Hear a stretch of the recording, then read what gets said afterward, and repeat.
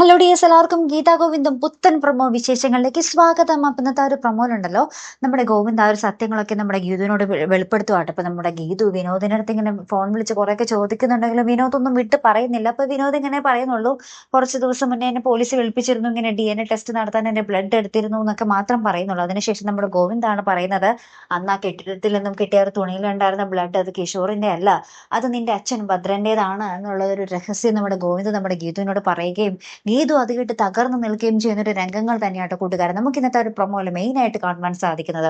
അതിനുശേഷം നമ്മുടെ ഗുണ്ടകളുടെ കയ്യിൽ നിന്നും നമ്മുടെ വരുണും നമ്മുടെ സുവർണയും കൂടി എങ്ങനെയെങ്കിലും രക്ഷപ്പെടാൻ വേണ്ടി കുറെ കള്ളങ്ങൾ ഇങ്ങനെ പറയുവാട്ടോ.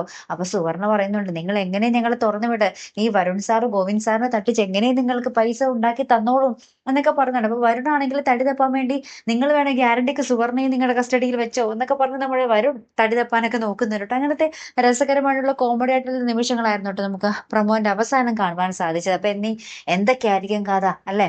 ആ ഒരു തിരോധാനത്തിന്റെ പിന്നിൽ ശരിക്കും ആരായിരുന്നു, ഭദ്രൻ എങ്ങനെ രക്ഷപ്പെട്ടു എന്നുള്ളൊരു കുറെ കാര്യങ്ങൾ നമുക്ക് അറിയാനുണ്ട് അല്ലെ കൂട്ടുകാരെ? അപ്പൊ എന്തായാലും നമുക്ക് കാത്തിരുന്നതിനെ കാണാം കേട്ടോ. അപ്പൊ ഇതുപോലുള്ള പ്രൊമോ റിവ്യൂസിനും എപ്പിസോഡ് റിവ്യൂസിനും ഒക്കെ നിങ്ങൾ മറക്കാതെ ചാനൽ സബ്സ്ക്രൈബ് ചെയ്യുക.